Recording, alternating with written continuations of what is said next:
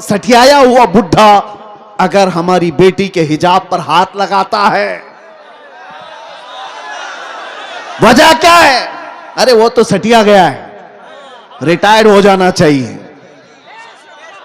जाहिर सी बात है, जब बुढ़ापा ज्यादा हो जाता है तो आदमी पागल हरकतें करने लगता है। लेकिन लोग इसको पागल समझ करके ना छोड़ दें, क्योंकि गलियों में बहुत सारे लोग पागल होते हैं तो उन्हें मेंटल हॉस्पिटल जाना चाहिए। एक सहाबी हैं हजरत खब्बाब इब्न अल-अरत रदी अल्लाह ताला अन्हु, इनको कुफार और मुशरिकीन ने कैद करके सूली पर चढ़ाया था। जानते हो, नाखूनों को पकड़ से खींचा और उसके बाद उनके कान काटे, नाक काटे, होंठ काटे, आंखों में गरम सलाइयां फेरी हजरत खुबैब इब्न अदी, और उसके बाद उनसे कहा कि क्या ही अच्छा होता तेरी जगह मोहम्मद होते, फांसी पर उनको चढ़ाया गया होता और तू आराम कर रहा होता। जानते हो उस सहाबी ने क्या कहा था? उन्हें यकीन कितना था अपने दीन पर, अपने दीन इस्लाम के सच्चे होने पर। उन्होंने पहले तो ये कहा, जालिमों खबरदार, तुम रसूलुल्लाह को मेरी जगह होने की बात कर रहे हो। कसम रब्बे जुल जलाल की, मेरे जिस्म के 1000 टुकड़े हो जाए मैं गवारा करूंगा, मेरे नबी ये पाक के तलवों में कांटा भी चुभे, मुझे ये बर्दाश्त नहीं है। और दूसरी बात, तुम ये सोच रहे हो कि मैं कत्ल हो जा रहा हूं, मर जाऊंगा, मुझे इस बात का जरा भी डर नहीं, इसलिए कि तुम कत्ल करके जिस जानिब भी मुझे फेंकोगे, मैं दीन इस्लाम पर दुनिया से जा रहा हूं। सुभान अल्लाह, सबसे बेहतरीन दीन पर मैं मर रहा हूं, यह मुझे फख्र है, मुझे गर्व है। आज नौजवानों के अंदर यह फख्र चाहिए हमें कि तुम दीन इस्लाम से वाबस्ता हो। जब तुम्हारा यकीन बढ़ जाएगा, अल्लाह की मदद आएगी। तुम्हारा यकीन बढ़ जाए, कुत्ते भौंकना भी बंद कर देंगे। आपका यकीन पाए तकमील तक पहुंचे।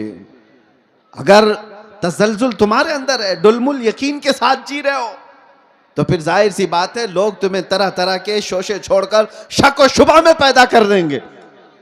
आज जिन हालात से हम दुचार हैं, क्यों दीन इस्लाम की इस अजमत पर लोग उंगलियां उठाने की कोशिश कर रहे हैं? आपको अंदाजा है? तुम्हारा खुद का अमल जरूरी है। आप अभी अब मैं नारा लगाऊं इस्लाम जिंदाबाद, तो सारे जोश से लगाएंगे इस्लाम जिंदाबाद, इस्लाम जिंदाबाद। बोलोगे कि नहीं बोलोगे? इस्लाम से मोहब्बत है। सड़कों पर आओगे तो बड़े नारे हैं, जुलूस में जाओगे तो भी नारे हैं इस्लाम जिंदाबाद। लेकिन ये इस्लाम जिंदाबाद शादियों में कहां है? तुम्हारे घर की औरतों में कहां है? वाह वाह वाह वाह, बेटियों पर इस्लाम क्यों नहीं नजर आता? अच्छा पैगाम, वाह। बीवियों पर इस्लाम क्यों नहीं नजर आता? जब तुम्हारे घर में इस्लाम जिंदाबाद नहीं है तो सड़कों पर नारा लगा करके क्या फायदा है? सबसे पहली बात, अपने घर से इस्लाम को जिंदा करो। जिस दीन से तुम वाबस्ता हो, दूसरों पर नाफिज करने की बजाय, दूसरों को जवाब देने की बजाय, पहले अपने घरों में इस्लाम जिंदा करो। आज तुम्हारी बेटियां और तुम्हारी औरतें इस्लाम की पाबंद नहीं है, बेपर्दा बाहर उठती हैं, तो जाहिर सी बात है जैसे तुम्हारी इसमें सठियाया हुआ बुढ़ा अगर हमारी बेटी के हिजाब पर हाथ लगाता है, वजह क्या है? अरे वो तो सटिया गया है, रिटायर्ड हो जाना चाहिए। जाहिर सी बात है, जब बुढ़ापा ज्यादा हो जाता है तो आदमी पागल हरकतें करने लगता है। लेकिन लोग इसको पागल समझ करके ना छोड़ दें, क्योंकि गलियों में बहुत सारे लोग पागल होते हैं तो उन्हें मेंटल हॉस्पिटल जाना चाहिए। खाली रहें तो दूसरों को तकलीफ देते रहेंगे। तुम्हारी बच्चियां और तुम्हारी बहनें अगर उनके पर्दे और उनके हिजाब तक हाथ आता है तो तुम वावेला मचाओगे बाद में, क्या रे बेटियों के पर्दे पर हाथ आ गया, उनके हिजाब पर उंगली उठ गई। लेकिन जब तुम्हारे घर में बात आए तो तुम खुद नंगा घुमाना चाह रहे हो। मेरे आका सल्लल्लाहु अलैहि वसल्लम ने फरमाया, दयूस जहन्नमी है, दयूस जहन्नमी है, दयूस जहन्नमी है। 3 मर्तबा मेरे आका ने फरमाया। सहाबा ने पूछा, या रसूल अल्लाह सल्लल्लाहु अलैहि वसल्लम, वो कौन है दयूस? हुजूर फरमाते हैं, दयूस ऐसा शख्स है, दयूस ऐसा शख्स है जिसकी बीवी बेपर्दा बाहर घूमती हो। उस मर्द के बारे में हुजूर फरमाते हैं वो जहन्नम में जाएगा। जिसकी औरत बेपर्दा आवारा घूमती हो, उसका मर्द जहन्नम में जाएगा। तो फिर औरत का अजाब क्या है? उसका अंजाम क्या होगा? मुसलमानों, दीन इस्लाम महफूज था, महफूज है और महफूज रहेगा। वह हमारे जिम्मे नहीं दिया गया है, अल्लाह ताला इसका हिफाजत करने वाला है। सुभान अल्लाह। सुबह क़यामत तक रब तबारक व तआला हाफिज है। लेकिन आपकी जिम्मेदारी है कि इस दीन इस्लाम को अगर सच्चा समझते हो तो सबसे पहले इस पर अमल करके दिखाओ। या अय्युहल्लज़ीना आमनू उदखुलू फिस्सिल्मि काफ़ा, अल्लाह फरमाता है ईमान वालो, दीन इस्लाम में पूरे के पूरे आ जाओ। तुम्हारा चेहरा बताए, तुम्हारा लिबास बताए। आज क्या बात है, तुम बाहर चलते हुए हो, तुमसे नाम पूछ करके मालूम करना पड़ता है कौन सी जात वाला है, कौन से दीन वाला है, कौन से धर्म से ताल्लुक रखता है। तुम्हें नाम पूछने के बाद भी कुछ लोगों को पता नहीं चलता। नाम पूछा गया, लड़के का क्या है? कहा राजा नाम है, बबलू नाम है, बाबू नाम है। पता ही नहीं चला इधर का है कि उधर का है। फिर बाप का नाम पूछना पड़ा, बाप से भी नहीं पता चला, दादा का पूछना पड़ा। अरे तुम्हारी पहचान के लिए इतना लंबा शजरा क्यों पूछना पड़े?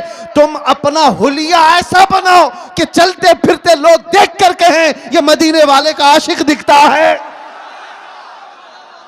चलते फिरते तुम्हें दुनिया पहचान ले, इसका नाम पूछने की जरूरत नहीं, इसकी शक्ल बताती है ये मदीने की गलियों से आया हुआ। सुभान अल्लाह। नारे तकबीर, नारे रिसालत। आज नौजवानों को शर्म है, आर है। 5 ग्राम की टोपी नहीं पहन सकते, 5 किलो की जीन्स पहनकर फख्र करते हैं। इन्हें शर्म है। क्यों? दाढ़ी जल्दी से निकाल करके। हमारे पास एक ऑटो वाले आए थे मुंबई में, कहा कि हजरत मसलहत है, हालात बहुत खराब हैं, मैं साफ कर देता हूं, लोग पता नहीं क्या समझते हैं। मैंने कहा ठीक है, उसके बाद गारंटी है, तुम्हें लिख करके दे सकते हो, दाढ़ी निकाल कर गटर में डालने के बाद 100 साल जिंदा रहोगे। उन्होंने कहा नहीं, इसकी तो कोई गारंटी कोई नहीं दे सकता। कहा जब तुझे पता है रखने के बाद भी मौत आएगी, निकालने के बाद भी मौत आएगी, तो शर्म कर, निकाल कर दुनिया से जलील होकर क्यों जाएगा? जिस वक्त भी मरना है मेरे आका की सुन्नत पर दुनिया से जाए। हुजूर पाक सल्लल्लाहु तआला अलैहि वसल्लम के चेहरे से तुम्हें क्या तकलीफ है?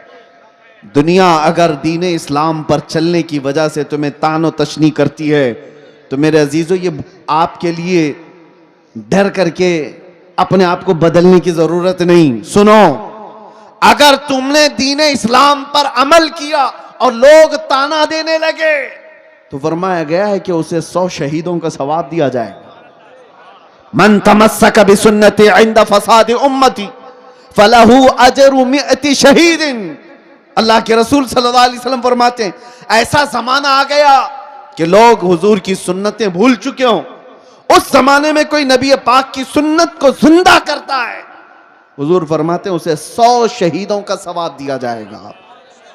नौजवानों, डर और खौफ आता ही जाएगा जितना तुम भागते जाओगे मेरे नबी से, उनके अखलाक से जितनी दूर जाओगे मारे ही जाओगे। हमें तो फख्र है इस बात पर, जिस दिन भी मारे जाएंगे मेरे नबी के गुलाम कहकर मारे जाएंगे।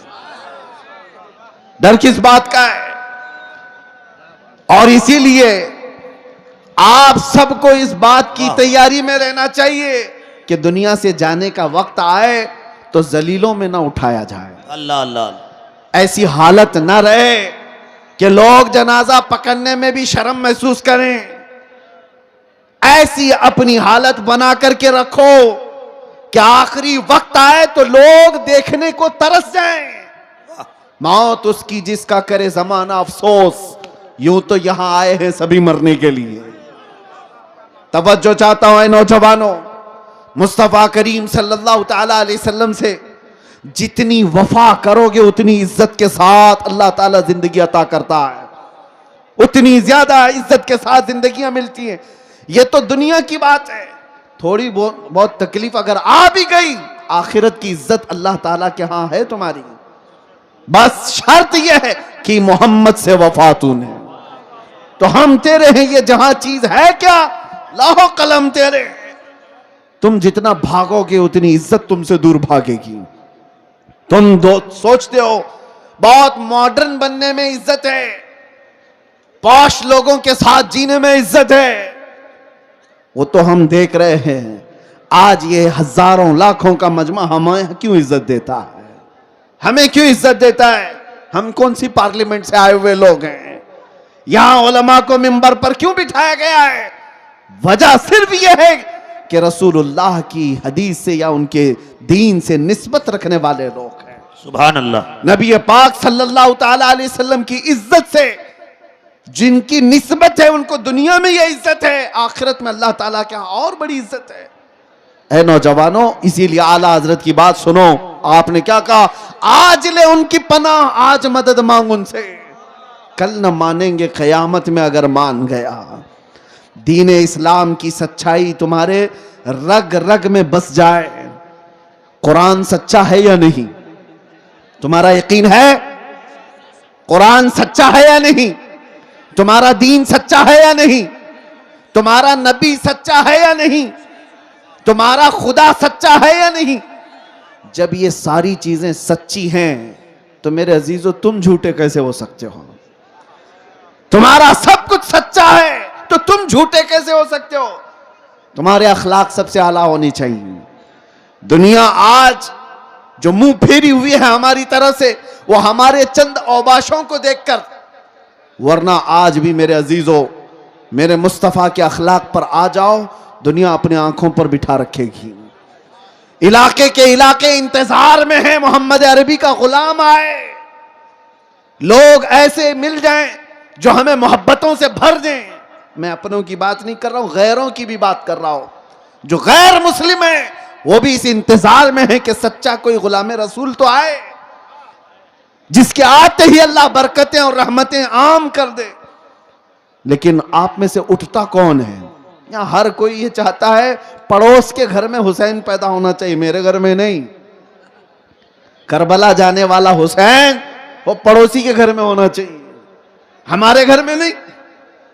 आज कुर्बानियों की भी जब जरूरत पेश आए, उलमा भी यहां मौजूद हैं, सबसे मैं कहता हूं हालात ऐसे आ गए हैं कि कौम बुज़दिल होती जा रही है। इन्हें पावरफुल रखने के लिए, इन्हें अपने दीन इस्लाम पर मजबूत रखने के लिए उलमा को निडर होना बहुत जरूरी है। आप लोगों के सामने ये बताएं कि हम किसी मुजरिम कौम से वाबस्ता नहीं। दुनिया हजार प्रोपेगेंडा करे, मेरा दीन सच्चा है, मैं सर उठाकर जीऊंगा। बेशक बेशक। मेरा लिबास कोई ऐसा नहीं है कि जिसे देखकर मैं छुपाऊं। अरे वो चोर हो तो छुपाए, मैं अपने नबी के अखलाक को क्यों छुपाऊं? आपको एक बात मैं बताता हूं, दुनिया चोटी रखने में शर्म नहीं करती, तुम्हें दाढ़ी रखने में क्यों शर्म आए? क्या कहने, वाह वाह वाह वाह। अरे ऐसे भी देखे हमने, मर्द होकर बालियां भी पहन रहे हैं, चूड़ियां भी पहन रहे हैं, और जीन्स को फाड़ करके सतर दिखा करके भी चल रहे। लोग उनको कहते हैं बड़े फैशनेबल लोग हैं। अरे नंगा घूमना अगर फैशन है तो भैंस सबसे ज्यादा फैशन करती है, वो तो कुछ भी नहीं पहनती। नंगा अगर घूमना ही फैशन है तो जानवर ज्यादा फैशन करते हैं। लेकिन मैं ये बातें इसलिए कर रहा हूं कि दुनिया अगर नंगा घूम करके भी फख्र करती है तो अपने नबी के अखलाक पर अमल करके तुम्हें कौन सी हया आती है? तुम्हें कौन सी शर्म आती है? याद रखो, इमाम आजम अबू हनीफा रदी अल्लाह ताला अन्हु 80 साल के करीब उम्र हो रही है, 70 के ऊपर उम्र हो गई। आपके शागिर्द कहते हैं एक मर्तबा इमाम आजम नमाज में खड़े होकर रो रहे थे, रो रहे थे, रो रहे थे। नमाज खत्म होने के बाद दुआ करते हैं। किसकी बात कर रहा हूं? इमाम आजम अबू हनीफा की, जो सिराजुल उम्मा हैं, हजारों मसाइल का हल करके उम्मत को दिया है। कितने हजारों शागिर्द उनके, 80% उम्मत का तबका उनकी इक्तिदा करता है, करोड़ों मुसलमानों के इमाम। अल्लाह की बारगाह में रोते हुए क्या कहते हैं जानते हो? ऐ अल्लाह, तवज्जो, वो इमाम आजम की बात कर रहा हूं जिसने जहां वफात पाई 4000 खत्म कुरान किए। रात भर खड़े होकर फजर तक नमाज पढ़ते थे। वो अल्लाह की बारगाह में कहते हैं, ऐ अल्लाह, कयामत के दिन अबू हनीफा की बख्शिश हो गई तो ताज्जुब की बात होगी, वरना मुझ जैसा आदमी बख्शे जाने के काबिल कहा। इमाम आजम कहते हैं, और जो बात मैं कहने जा रहा हूं वो ये, रोते हुए अल्लाह की बारगाह में यूं कहते हैं, ऐ अल्लाह, मेरे पास कोई अमल नहीं रह गया, लेकिन तूने फरमाया है सफेद दाढ़ी वाले को अजाब देने में मुझे हया आती है। ऐ अल्लाह, मेरी सफेद दाढ़ी को देखकर मुझ पर रहम फरमा दे। सफेद दाढ़ी को देखकर ऐ अल्लाह तू मुझ पर रहम कर दे। वो करोड़ों मुसलमानों के इमाम अपनी दाढ़ी को अल्लाह के बारगाह में अर्ज कर रहे हैं कि इसकी बदौलत तो तू मुझे माफ कर दे। जरा तुम भी अपने चेहरों पर हाथ फेर करके देख लो, अल्लाह की बारगाह में क्या रखने वाले हो। रब तबारक व तआला की बारगाह में बुढ़ापा आ गया, लेकिन लोगों के अंदर से जवान बनने की ख्वाहिश खत्म नहीं होती। दीन इस्लाम पर आओ मेरे अजीजों,